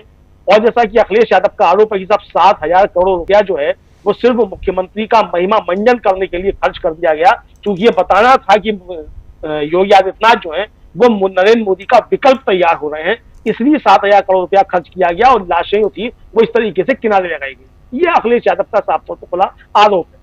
तो अब राजीव जी विपक्ष के आरोप अपनी जगहों पर हैं, वो विपक्ष पार्टियां आरोप प्रत्यारोप लगाती रह सकती हैं, लेकिन जब ये इस तरह की चीजें सामने निकल कर आती हैं तो सरकार का एक दायित्व बनता है कि जब ये रिपोर्ट आई थी तो सरकार का पक्ष आना चाहिए था कि भाई ये रिपोर्ट सही नहीं है, हम इसकी जांच कराएंगे, इसकी न्यायिक जांच कराएंगे, हाईकोर्ट के जज से जांच कराएंगे, ऐसा हुआ कि नहीं हुआ। लेकिन अभी तक तो मैंने तो कम से कम नहीं देखा कि सरकार की तरफ से कुछ आया हो कि इसकी जांच कराई जाएगी, कि हाईकोर्ट के जज से कराएंगे, कि न्यायिक जांच कराएंगे, क्या कराएंगे, इस पर कमेटी बनाएंगे नहीं बनाएंगे, अभी तक कुछ नहीं है। और एकदम राजीव जी पूरी तरीके से खामोशी है। तो ये एक तरीके से पूरी तरीके से पोल खुलती जा रही है, बीजेपी की पोल खुलती जा रही है, प्रधानमंत्री मोदी के दावों की भी पोल खुलती जा रही है। और जो अनिल सिन्हा जी ने जो सवाल उठाया था वो जॉर्ज फ्लाइड था, जो गर्दन में पैर जी, जॉर्ज फ्लाइड 2020 की घटना है जी, 2020 की घटना है जी। ब्लैक लाइव्स मैटर वो आंदोलन फिर वहां शुरू हुआ था। बिल्कुल मुझे ध्यान है क्योंकि उस पर एक रिपोर्टाज मैंने बनाई थी, इसलिए 2020 की खबर दुनिया करता था मैं उसमें। 2020 और उसमें अधिकारी को सजा भी हो चुकी है, जिसने पैर रखा था जी बिल्कुल सजा भी हो चुकी। बिल्कुल बिल्कुल बिल्कुल, जॉर्ज फ्लॉयड की बात कर रहे थे। और अनिल जी, मुझे ध्यान आया उस समय, लेकिन मैं बीच में रोकना नहीं चाह रहा था क्योंकि फ्लो में बात कर रहे थे और बहुत इंपॉर्टेंट बातें अनिल जी कर रहे थे। चलिए आगे बढ़ें और समीरात्मज मिश्र जी, आपके पास आना चाहता हूं। और आप तो वहीं के हैं समीर जी, इलाहाबाद के रहने वाले हैं, महाकुंभ वहीं हुआ और उस दौरान आप गए भी थे रिपोर्टिंग के लिए और स्नान के लिए भी गए थे। आप बताते भी हैं कि कभी चलिए और वहाँ त्रिवेणी जो संगम है वहाँ पर कभी डुबकी लगाने का मज़ा लीजिए। प्रकृति में जाना, चाहे पानी में हो या समुद्र में हो, अच्छा लगता है जाना, उसमें कोई बुराई नहीं है। मैं भी इच्छा रखता हूँ जाने की, लेकिन सवाल ये है कि जो कुछ हुआ वो नहीं होना चाहिए था, और अगर हो गया तो उसको छिपाना क्यों? एक सबसे बड़ा सवाल ये है। दूसरी बात कि आप छिपाकर पा क्या रहे हैं? हम तो चर्चा कर रहे हैं, बात तो किसी न किसी रूप में तो जाती है ना, निकलती है। बीबीसी ने रिपोर्ट छापी। यही सबसे बड़ा सवाल है कि आखिर आप छिपा क्यों रहे हैं और छिपा क्या रहे हैं? आप लोगों की लाशों को छिपा रहे हैं, जिसको सबने देखा है। आपने वहां मौजूद 10-5 आपने अगर जो पत्रकार हैं या फिर कैमरा पर्सन है या फिर जो कैमरामैन है, उन फोटोग्राफर्स हैं, उनके आपने डिलीट करवा दी तस्वीरें। लेकिन आज के ज़माने में हर आदमी के पास एक मोबाइल है, कुछ लोगों के पास 2-2, 3-3 मोबाइल रहते हैं। क्या चीज़ आप रोक लेंगे? और किसको नहीं पता है कि उस दिन अमावस्या की रात में ही, सुबह से ही क्या क्या हुआ था। लेकिन आखिरकार वो धीरे धीरे चीज़ें आएंगी। जिनके अपने खोए हुए हैं, गायब हैं, वो तो कहीं ना कहीं अपनी व्यथा रोएंगे ही। ये तो बिल्कुल सही कह रहे थे लेदू जी कि अभी तो ये संख्या है, आगे कितनी संख्या भी और आएगी अगर इसकी पड़ताल तो की जाए। तो केवल यही नहीं हुआ राजीव जी कि केवल इसको इन लोगों को, जिन लोगों ने ये बताने की कोशिश की कि हमने अपने परिजनों को खोया है, उनको 5 लाख रुपए कैश दे दिए। इस घटना को दबाने के लिए और कितने कैश बांट दिए गए, ये भी बहुत बड़ा सवाल है। इन्वेस्टिगेशन का मामला है, लेकिन सही बात है कि ईडी और सीबीआई और इनकम टैक्स वगैरह को इन सारी जगहों पे कोई चीज, कोई धांधली नहीं दिखाई पड़ती है। लेकिन ये बहुत हैरानी की बात है कि ऐसी घटनाओं को आप क्यों छिपा रहे हैं और छिपा के क्या कर लेंगे? बिल्कुल उसी तरीके से जैसे आप अपना नुकसान की ऑपरेशन सिंदूर के दौरान भारत का भी कुछ नुकसान हुआ है, वो आप कैसे छिपा लेंगे और क्यों छिपा रहे हैं? सबसे बड़ी बात तो ये है, कोई ऐसा थोड़ी है कि देश, अगर आपने वहां पर 5,000 करोड़ का, 2,000 करोड़ का, 100 करोड़ का कुछ भी नुकसान हुआ है तो देश आपसे उससे हिसाब पूछेगा? कभी नहीं पूछेगा। वो तो कहेगा कि जो हम कर रहे थे उसके लिए तो चाहे जितनी कुर्बानी देनी पड़े, कोई दिक्कत नहीं। और सवाल ये पूछा जा रहा है कि आप इतने आगे बढ़ने के बावजूद आप रुक क्यों गए, सीज फायर को क्यों तैयार हो गए? ये नहीं पूछा जा रहा है, या इस पर किसी को आपत्ति नहीं है कि हमारा नुकसान, वहां पर आर्थिक नुकसान कितना हो गया है। लेकिन यहां ये लगता है कि कोई भी चीज जो निगेटिव जाती हो सरकार के, वो बाहर नहीं आनी चाहिए। आप ये देख लीजिए कि ये तो एक बहुत बड़ी घटना थी, इसके अलावा भी कई सारी घटनाएं हैं। आपको याद होगा एक सोनभद्र में एक कुंभा गांव में कुछ लोगों ने वहां पर आपसी झगड़े में कई जाने चली गई थी और काफी विवाद हुआ था। वहां कांग्रेस के नेता जा रहे थे उन लोगों से मिलने, परिजनों से, उनको नहीं जाने दिया जा रहा है। क्यों नहीं जाने दिया जा रहा है? कि ये घटना ज्यादा लोगों तक पहुंच जाएगी। अरे भाई, जो घटना हुई है वो पहुंचेगी तो है ही, आप अभी रोक दोगे। अच्छा, रोकने से क्या होता है? रोकने से वो और ज्यादा बड़ा मुद्दा बन जाता है। नहीं भी पहुंचने वाली होती तब भी पहुंच जाती है। लेकिन ये केवल इतना भ्रष्टाचार का और इन्हीं सारी चीजों का मुद्दा नहीं है, ये बहुत बड़ी संवेदनहीनता को दिखाता है। आदित्यनाथ ने शाम तक सांस नहीं ली कि प्रयागराज को में कुछ हुआ भी, जिनके बारे में कहा जाता रहा था कि वो रातों दिन जो है वो वहां पर वॉर रूम में बैठकर सिचुएशन को मॉनिटर कर रहे हैं, उनको शाम तक नहीं पता चला कि अमावस्या के दिन भगदड़ भी मची है, कुछ हुआ है। और जो सारी जगहों पर उसको लेकर चर्चा हो रही है, तब शाम को बताया भी जाता है कि हाँ कुछ वहां नुकसान हुआ है। ये बड़ी गंभीर बात है। और ऐसा नहीं कि इसकी ये आज ये रिपोर्ट आई है, जो लोग वहां पर मौजूद थे आप उनसे पूछिए किस तरीके से उन्होंने बताया। वहां घटना के दौरान कोई भी व्यक्ति कह रहे हैं कि कैसे वहां पर, और ये भी है कि केवल उसी दिन ये भगदड़ की घटना नहीं हुई है, भगदड़ की ऐसी कई घटनाएं हुई हैं, इसके बाद भी घटनाएं हुई। लेकिन सारी घटनाओं को दबाना, लोगों को धमकाना कि खबरें नहीं जानी चाहिए, लोगों को रिश्वत ऑफर करना, ये रिश्वत ही कही जाएगी किसी भी तरीके से कि खबरों को आप रोक दें। उत्तर प्रदेश का हाल ये है राजीव जी कि वहां पर जैसे कहते नहीं है कि जो डिक्टेटर कंट्रीज हैं, जहां पर डिक्टेटरशिप है, उन जगहों पर सरकार के यहां से फिल्टर होकर खबरें आती हैं और वही चलती हैं। ऐसा लगता है कि उस तरह से वहां पर रिपोर्टिंग हो रही है, खबरें छप रही कि अगर ऊपर से आदेश आ गया सूचना विभाग का तो कोई खबर नहीं छपेगी, कुछ भी हो जाए, कितनी भी बड़ी घटना हो जाए। आपको मैं बताऊं कि जब मैं सुबह उठा और चूंकि अमावस्या बहुत सबसे बड़ा पर्व था, पूरी दुनिया की निगाहें उस पर लगी थी, बहुत सारे हमारे परिचित लोग भी वहां पर मौजूद थे, नहाने गए थे, हमारे घर के लोग भी, गांव के लोग भी। तो ये सुबह उठते ही काफी सुबह उस दिन नींद भी खुल गई, जग ही गए। और तो जैसे ही हमने देखा कि ट्विटर पर ये चल रहा है कि बहुत भगदड़ हो गई, तो परेशान हो गया मैं, फिर सबसे खबर लेना शुरू किया। आप ये जानिए कि जितने भी रिपोर्टर्स वहां पर संगम में उस पर मौजूद थे, बहुत सारे परिचित लोग थे जिनसे भी संपर्क हो पाया, बातचीत हो पाई, उनका ये कहना था कि जो कुछ भी खबर, जो कुछ भी हम लोगों ने देखा, अपने जीवन में ऐसा कभी नहीं देखा जो दृश्य हम लोग देख रहे थे। और कितने लोगों की जान चली गई है कुछ कहा नहीं जा सकता है। तो उसकी भयावहता को आप समझिए, लेकिन उस भयावहता को दबाने वाली संवेदनहीनता सबसे ज्यादा निंदनीय है, जिसकी जितनी निंदा की जाए वो कम है।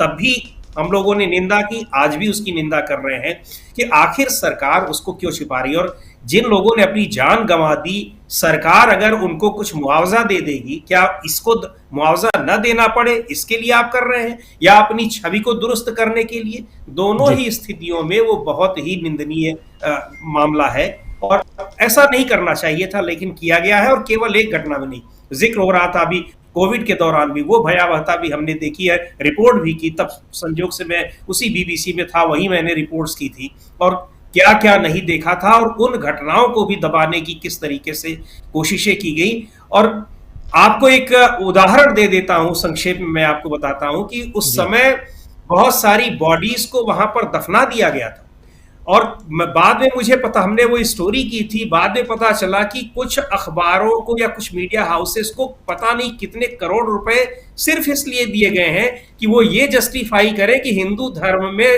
लाशों को दफनाने का रिचुअल होता है। आप ये सोच नहीं सकते हैं कि सरकार कोई ऐसा भी कर सकती। तो इस तरीके से चीजों को, बड़ी घटनाओं को जब दबाने की कोशिश होती है, तो ये जानकर बड़ी हैरानी होती है कि आखिर ऐसा क्यों किया जा रहा है। जी बिल्कुल बिल्कुल सही आप कह रहे हैं कि जानकर हैरानी तो होगी ही। ज़रा जल्दी अब आते हैं प्रोफेसर रविकांत जी आपके पास।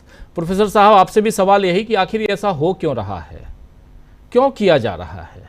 चाहे आप इलाहाबाद की घटना हो, यानी महाकुंभ की घटना हो, चाहे घटना अमेरिका या यूरोप की हो, जहां हिंदुस्तानियों के साथ, इंडियंस के साथ जो दुर्व्यवहार हो रहे हैं, इस व्यवहार पर सरकार की चुप्पी। सरकार अभी आपने देख लिया, अमेरिकन एम्बेसी की जो ट्वीट है वो पढ़ के सुना रहे थे अनिल सिन्हा जी, लेकिन इस पर कम से कम विदेश मंत्रालय तो प्रतिक्रिया उनकी आनी चाहिए थी, अभी तक नहीं आई है, मेरी नज़र में तो नहीं है।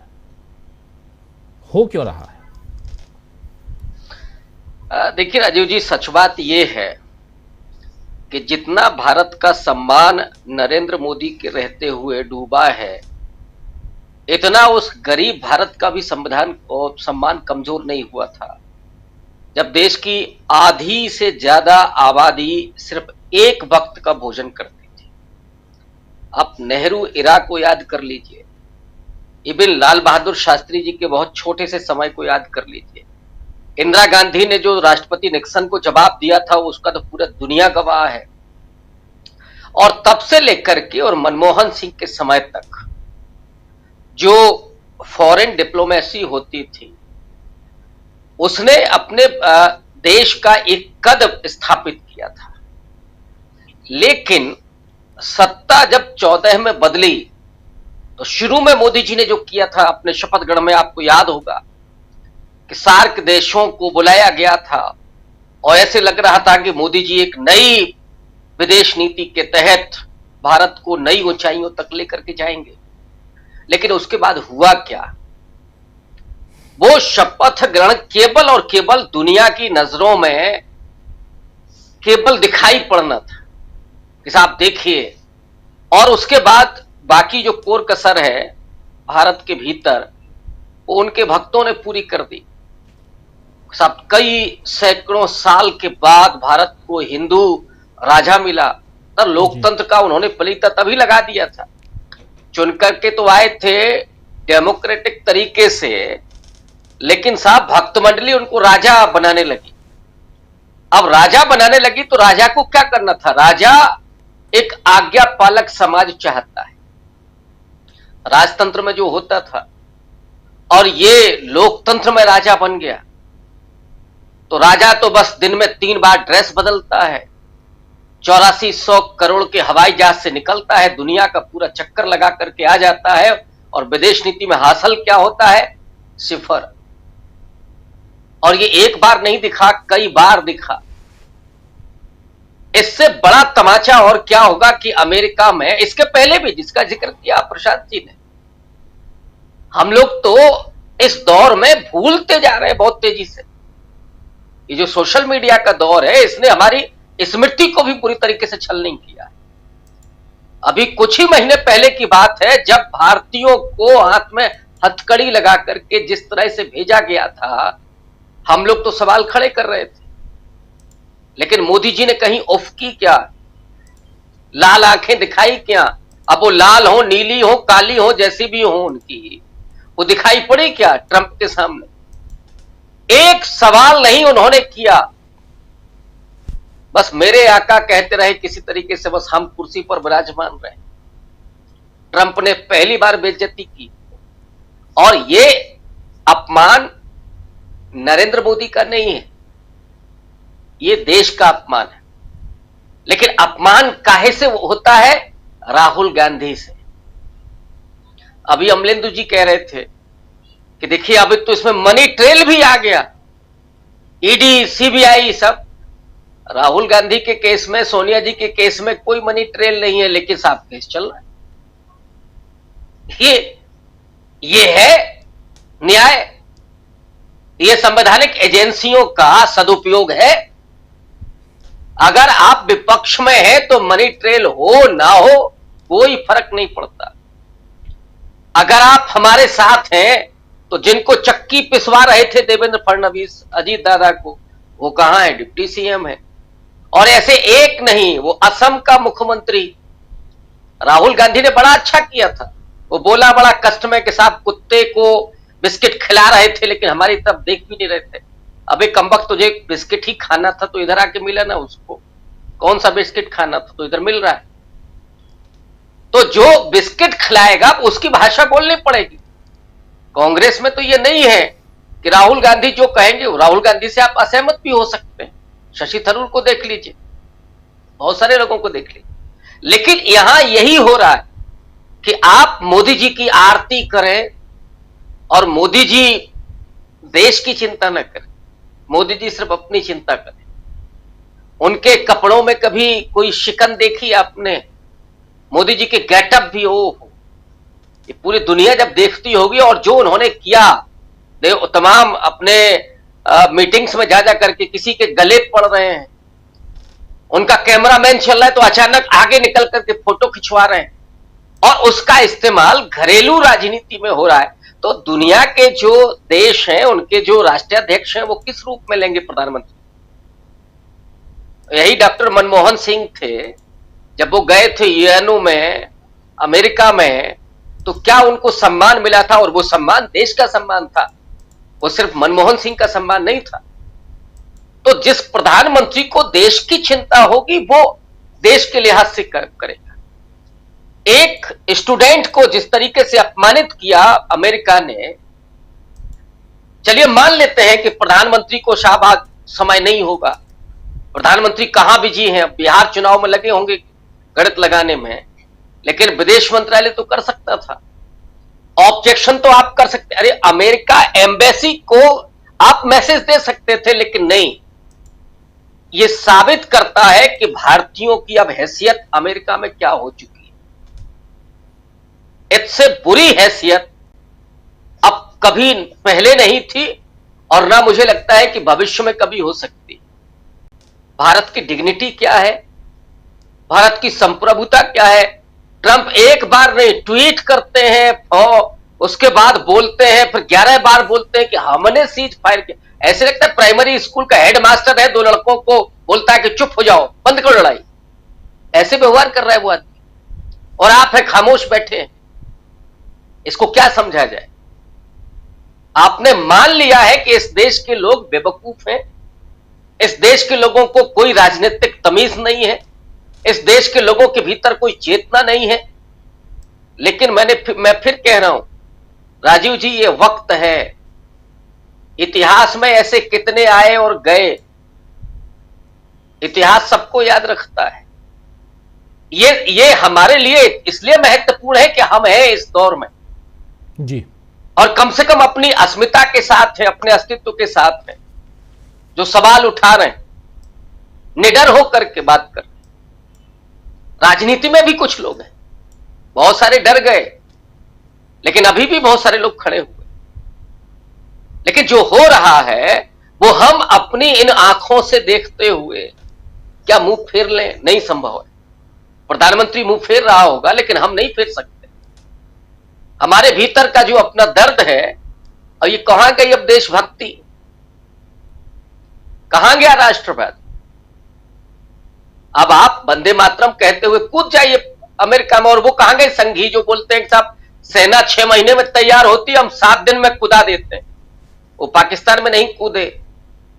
मोहन भागवत ही कम से कम कोई जवाब दे दे ट्रंप को, लेकिन वो नहीं कर सकते जी। उन्हें केवल और केवल इस देश के दलितों, वंचितों, पिछड़ों, महिलाओं को यहां रोज फरमान जारी होता है। अब आप देखिए, बड़ा आश्चर्य है कि एक मर्डर होता है किसी पुरुष का, वो चल रहा है टेलीविजन पर, उस पर प्राइम टाइम चल रहा है। माने अब जो पितृसत्तात्मक सोच है, आप उसको समझिएगा। अभी नहीं तय हुआ है कि उसने मारा है कि नहीं मारा है, लेकिन साहब चल रहा है, क्योंकि आप औरतों को वहां पहुंचाना चाहते हैं। जो अभी सुनीता विलियम्स से लेकर के और तमाम महिलाएं निकल करके आई हैं, अभी 2 महिलाओं को आपने आगे किया था, व्योमिका सिंह और कुरैशी को। आप नहीं चाहते, आप चाहते हैं कि वो दहलीज के भीतर ही रहे। ये इनकी सोच है, केवल अपने लोगों को दबा करके। और जो समुद्र की चौहद्दी थी कि साहब समुद्र के पार अगर आप जाते हैं तो आप हमेशा के लिए बहिष्कृत हो जाएंगे, काहे के लिए थी? ये वसुधैव कुटुंबकम नहीं, ये कूपमंडूकिता है, यहीं बस रह जाना है। वो अमेरिका को जवाब देने की स्थिति में नहीं है। ये वो आपको राजनीतिक प्रतिबद्धता, देश के लोगों के प्रति प्रतिबद्धता और वो चेतना चाहिए, वो नहीं है जी। वहां एक चेतना है कि कुर्सी कैसे सलामत रहेगी। राहुल गांधी को जितना चाहे उतना आप कर ले, लाल लाल आंखें सिर्फ यहां दिखा पा। कुछ पत्रकार कोई बोलेगा तो साहब इस पे एफआईआर करा दो, इसको खामोश करा दो। इसके अलावा इनके पास और कुछ नहीं है। चाइना के लिए बोले क्या महाशय, नहीं बोले। अमेरिका के लिए छोड़ दीजिए। तो इसलिए ये इसलिए हो रहा है क्योंकि उन्हें कुर्सी से चिपके रहना है और इस देश के लोगों को लगातार कमजोर करना है, तभी वो आज्ञा पालक समाज बना सकेंगे। लेकिन मैंने कहा ना कि 70 साल में बहुत कुछ हुआ है। जो वो कहते कुछ नहीं हुआ, बहुत कुछ हुआ है। और वही बहुत कुछ है जो नरेंद्र मोदी को परेशान करेगा। और मोदी जी की वो कुर्सी सही सलामत कब तक रहेगी, ये हम लोग देखेंगे। ये वक्त का फेर है। चुनाव आयोग कब तक करेगा? राहुल गांधी ने जो मास्टर स्ट्रोक खेला है, अब आप लिस्ट जारी करेंगे, लोग सचेत हो रहे हैं, और उसके बाद जो होगा वो कभी वक्त ये लौट करके नहीं आएगा। संघी कहां जाएंगे, ये देखने वाली बात होगी। अजय जी, लिस्ट जारी करने का आश्वासन अभी नहीं दिया है चुनाव आयोग ने, तो इसलिए उसका भी इंतज़ार है कि अब कब चुनाव आयोग ये कहता है, क्योंकि मामला कोर्ट में है और कोर्ट से चुनाव आयोग टाइम पे टाइम मांग रहा है। तो आप जो कह रहे थे बहुत इम्पोर्टेंट। लेकिन दूसरी तरफ प्रशांत टंडन जी, आखिर इस सब से क्या नरेंद्र मोदी मजबूत हो रहे हैं क्या नरेंद्र मोदी अपने इस तीसरे कार्यकाल और उसके बाद चौथे कार्यकाल की तरफ उस मजबूती के साथ जाते हुए दिखाई देते हैं? ये एक इम्पॉर्टेंट सवाल है, ज़रा आपसे समझना चाहता हूँ। करूंगा इसको। आप मुख्यमंत्री के तौर पे नरेंद्र मोदी को देख लें और पिछले 2 टर्म प्रधानमंत्री के तौर पे भी देख लें, 3 टर्म देख लें, 5-6 कार्यकाल में इस वक्त मोदी जी सबसे कमजोर हैं और पहली बार बहुमत के साथ नहीं है। और अंतर्राष्ट्रीय जो बहुत इन्होंने शोर मचाया उसमें भी मैं उन सब पे आऊंगा। एक जो रविकांत जी बात कर रहे, बहुत महत्वपूर्ण बात है कि जो अनिल सिन्हा जी ने बात शुरू करी कि वैचारिक है इनका जो एटीट्यूड है, ये घोटाले घपले, ये अमेरिका के खिलाफ ना बोलना, नागरिकों के उत्पीड़न पे, ये चल क्या रहा है? ये हिंदू मुसलमान, ये गोदी मीडिया, ये चल क्या रहा है? दरअसल जहां जो रविकांत जी इशारा कर रहे थे, वास्तविक मूल बात वही है कि हजारों साल से, सैकड़ों साल से आप लोगों ने एक समाज को शिक्षा से वंचित रखा और बहुत होशियारी वाला कदम था। उनको मालूम था कि अगर ये शिक्षित हो गए तो हमारा आधिपत्य नहीं चल पाएगा, वर्चस्व नहीं चल पाएगा। भारत के संविधान ने वो काम कर दिया। ये मुगलों से भी डील करते रहे या अंग्रेजों से भी डील करते रहे, भारत के संविधान ने वो रोक हटा दी। वो एकलव्य का अंगूठा कटने से बचा लिया।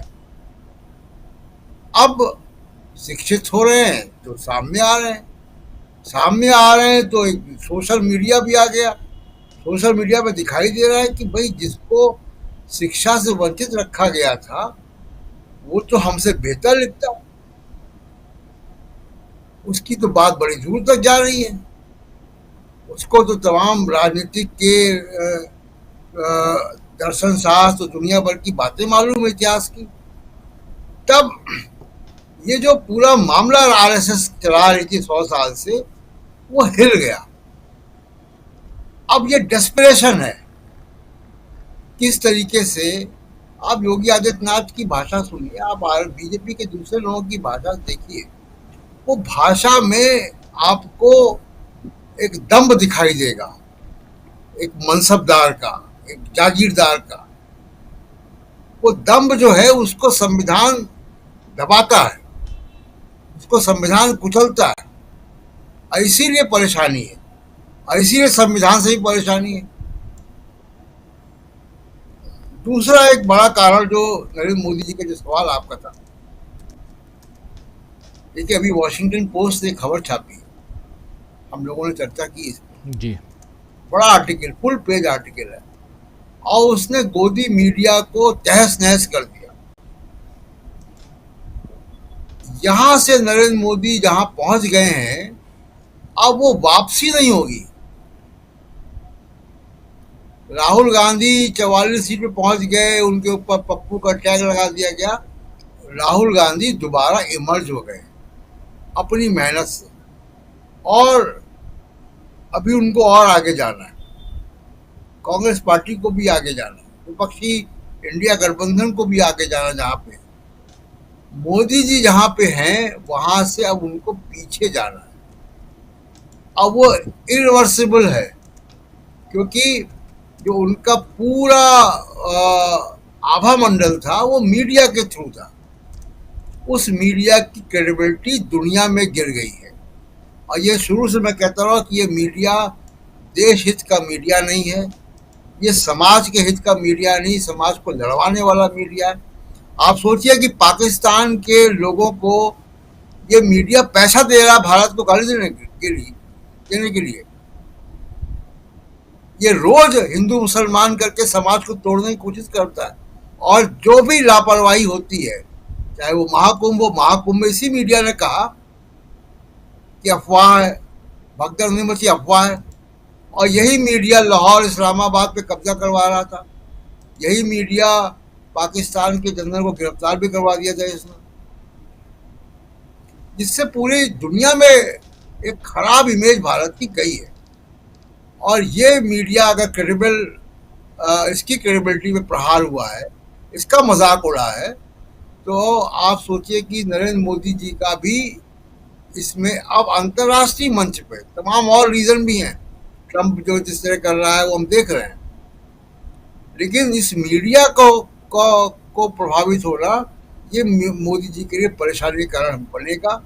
और यहाँ मोदी जी पहुंच गए हैं, अब वो इरिवर्सिबल है, ये वापस वहां नहीं पहुंच सकते 2014 की या 2019 की स्थिति में। यहाँ से अब नीचे जाना है। जी जी राज। जी बिल्कुल। अनिल सिन्हा जी, क्या कहेंगे आप इस पे जो हम लोग बात कर रहे हैं? इसमें सबसे इम्पोर्टेंट कि 11 साल में आखिर नरेंद्र मोदी ने देश को किस दिशा में आगे लेके गए, कुछ एग्जाम्पल्स जिस पे हम चर्चा कर ही रहे हैं, थोड़ा सा और इसको आगे बढ़ाइए। ये एक तो ये सब ये आपको दिखाई दे रहे हैं कुछ कुछ चीजें, तो जैसे आपने देख लिया कि जी। इज्जत आपकी क्या है दुनिया में, कितना डंका। वो एक तो बहुत अच्छा है जो ब्लॉगर यूट्यूबर जो बोलता है डंकापति, तो ये जो है डंकापति जो है वो इतना डंका पीटने के बाद ये है कि किस तरह से वो जो साकल में लोग आए, वो तो आप देखा ही आपने, अभी आपने देख लिया। उसका भी जो सबसे विकृत जो तरीका हो सकता है वो आपने दिखाई दिया आपको। मैं उसमें कहूँगा ये कि आप देख लीजिए जितना है अभी किसी को ये चला ही नहीं रहा है कि अभी जो उद्घाटन करके आए हैं वो प्रोजेक्ट कितना पुराना है और कब कंसीव किया गया, ये सब मीडिया मतलब वो जो कहा कि हमारी स्मृतियों को छलनी कर रहा है मीडिया, वो वही काम है। लेकिन मुझको लग रहा है कि चर्चा ये मैं जरा चाहूँगा मीडिया पर ही करना। जी। अभी ये आपको थप्पड़ नहीं लग रहा है, चाटा मारा है जिस तरह बीबीसी ने, ये मीडिया पर ही चाटा है ना, भारतीय मीडिया को। तो वो जो है जो रिपोर्ट वो खुद कर सकता था, कोई ऐसा अखबार नहीं है उत्तर प्रदेश और बिहार में, मतलब जो हिंदी का अखबार जिसके कि डिस्ट्रिक्ट में अब एडिशंस नहीं है, ऑलमोस्ट डिस्ट्रिक्ट्स में और ये में एडिशंस है, मतलब नाम लेने की जरूरत नहीं है, करीब करीब है। आप नहीं ढूंढ पाए, लेकिन वो जो है वो जाकर के उसने इतने राज्यों में करके दिखा दिया, जबकि आपके पास हैं, आपके एडिशंस हैं। तो एक तो ये चाटा था। दूसरा अभी पिछले ही महीने आया जो कि 21.5 जो है 21.5 लाख लोग कोविड में मारे गए, ये भारत का डाटा बता रहा है। और इंडियन मीडिया ने कभी इसकी कोशिश नहीं की बताने के लिए कि जबकि वर्ल्ड बैंक की रिपोर्ट थी कि 47 लाख सॉरी WHO ने कहा था, अंदाजा लगाया था कि 47 लाख लोग मरे। ये सब बाहर से आ रहा है, बीबीसी भी बाहरी है। तो इससे आपको पता चलता है कि वो लगातार आपको की मतलब हैसियत, आपकी असलियत वो एक्सपोज हो रहा है, आप नहीं कर पा रहे। और उसके बाद तो बाकी अब तो कोई मतलब न गरीबी के बारे में, न बेरोजगारी के बारे में, न भूखमरी के बारे में कोई तरह का आपका कोई आंकड़ा जो है वो बंद कर दिया इन्होंने। वो सारे डिपार्टमेंट ही बंद हो गए लगभग, उनका ये चलता ही नहीं है, यानी तो दूसरे तरीके से इसको उसका आकलन करते हैं। तो ये एक जो अपारदर्शी आपने बनाया संस्थाओं को, जिस तरह से ये किया, 11 साल का हासिल यही है। इन संस्थाओं को अपने पैर पर लाने के लिए आपको अलग से प्रयास करना होगा, नए लोग लाने होंगे जो कम से कम साफ साफ बोल सके। जैसे सांख्यिकी विभाग था या जो सेंसस करने वाला सब है, वो सब कैसे इंडिपेंडेंट था, बताता था। मैं मुझको जानकारी, मतलब एक लास्ट पॉइंट आपको कहूँगा कि माल न्यूट्रिशन के बारे में एक 2012 में कोई रिपोर्ट बनी थी और उसको चाहता नहीं था डिपार्टमेंट जो वीमेन एंड चाइल्ड वेलफेयर, कि वो जाहिर हो। और जब ये क्या कहते हैं प्रधानमंत्री के पास एक खबर पहुंची, उन्होंने कहा कि इसको जारी करना है। और जब वो एक आए किसी समारोह में, तो उन्होंने उस डेटा का ये किया, मतलब उसको जाहिर किया, कहा कि ये छिपाने से जो है हमारा काम नहीं चलने वाला, हमको इससे लड़ना होगा। उन्होंने कहा कि कैसे जो है ये जो माल न्यूट्रिशन कितनी बड़ी समस्या है और ये हमारा बड़ा चैलेंज है, ये उन्होंने माना। तो ये आपको वो 11 साल में यही दिखा, छिपाना भी है। और दूसरा है कि वही जो मैंने अभी कहा था कि नागरिकता को उन्होंने उसको सीज कर लिया है, जब्त कर लिया है, उसको किस तरह से निकालना है, ये आपके सामने चुनौती है, मीडिया या विपक्ष या सारे राजनीतिक दल। जी जी बिल्कुल। समीर जी क्या कहेंगे इस पे? चुनौती मीडिया की बात भी हो रही है, लेकिन सबसे बड़ी यहाँ पर बात अगर करें तो नरेंद्र मोदी की सरकार 11 साल, और उसमें क्या इन चुनौतियों से पर्दा डालने के लिए, यानी इन चुनौतियों को छिपाने के लिए कुछ ऐसी चीज़ें आ रही हैं, की जा रही हैं, जहां नरेंद्र मोदी की पोल और खुल रही है, बीजेपी या नरेंद्र मोदी के दावों की पोल खुल रही है, जिसमें महाकुंभ जैसी बातें आ जाती हैं, जिसमें विदेश की बातें आती हैं, ऑपरेशन सिंदूर की बातें आती हैं, बहुत कुछ है, बार बार पूछा जाता है। आज ही ममता बनर्जी ने प्रेस कॉन्फ्रेंस की और उन्होंने साफ साफ कहा कि सरकार की लापरवाही के कारण पहलगाम जैसी घटना घटी है, सीधे शब्दों में उन्होंने कहा है। समीर जी। बिल्कुल राजीव जी, ये सारी चीजें पहलगाम की घटना को लेकर कई बार ये बात विपक्ष भी कह चुका है, बहुत सारे विशेषज्ञों ने ये बात कही है, और सबसे बड़ी चीज यही है कि जिसमें एक कुशलता हासिल कर रखी है सरकार ने कि कमियों को, अपनी खामियों पर पर्दा डालने की कोशिश, और इसके लिए मीडिया का मैनेजमेंट बहुत अच्छे तरीके से ये कहा जाए कि या तो उसको अपने समर्थन में कर लिया है, कैसे कर लिया है, और धमकी देकर, डराकर, क्योंकि धमकी और डराने की खबरें, आपको याद होगा कि उस समय भी बहुत सारी ऐसी रिपोर्ट्स आई थी जिनमें कहा गया था कि जो लोग मौजूद थे उस समय संगमनोस पर जहां ये घटना हुई थी, भगदड़ की घटना, उन लोगों के मोबाइल फोन से तस्वीरें और वीडियो जो है वो डिलीट करा दिए गए थे, बहुत सारे लोगों से, उनमें कई सारे कैमरामैन भी थे, ये खबरें आई थी।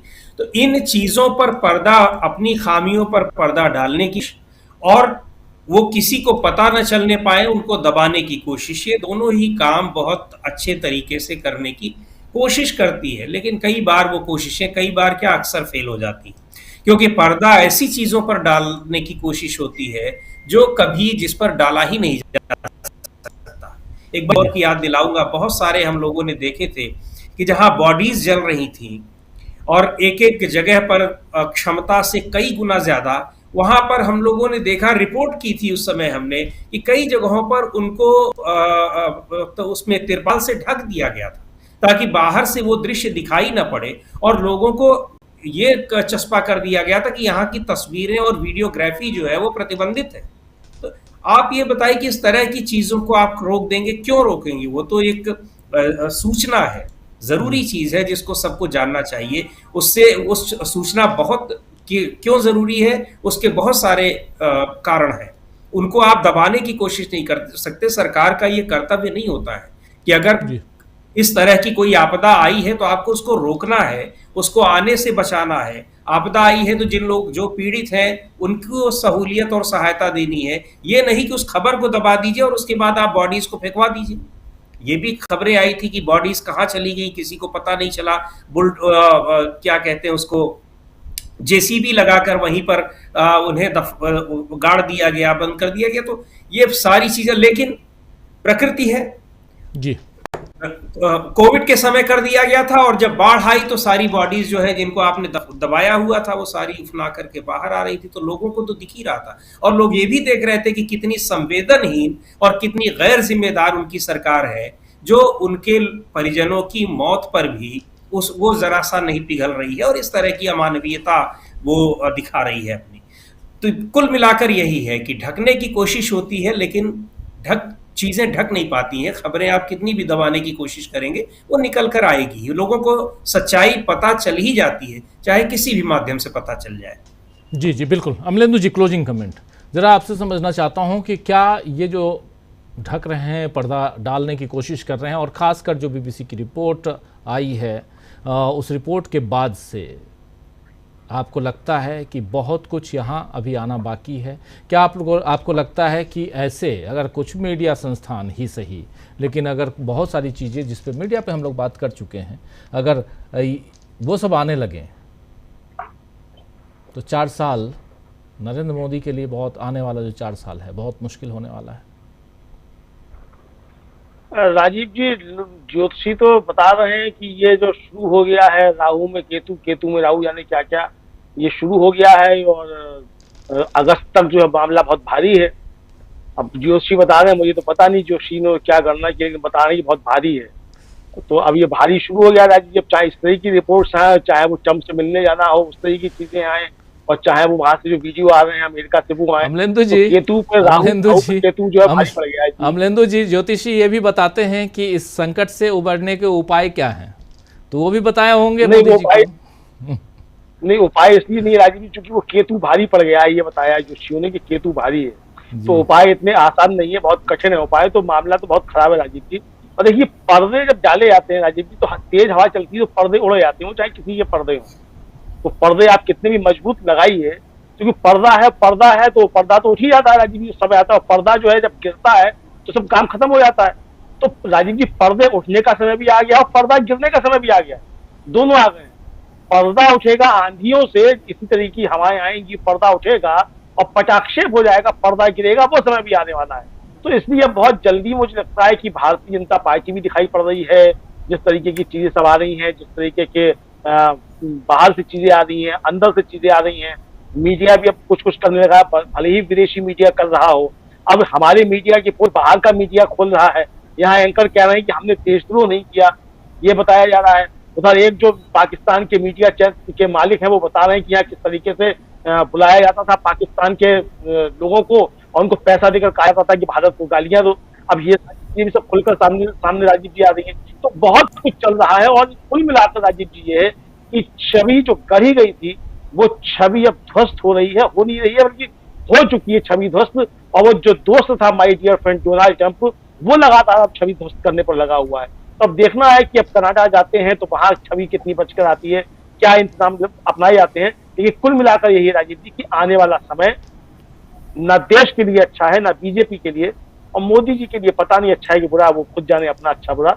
लेकिन कुल मिलाकर राजीव जी आने वाला समय जो इस समय के हालात हैं वो देश और समाज के लिए अच्छा दिखाई नहीं पड़ रहा।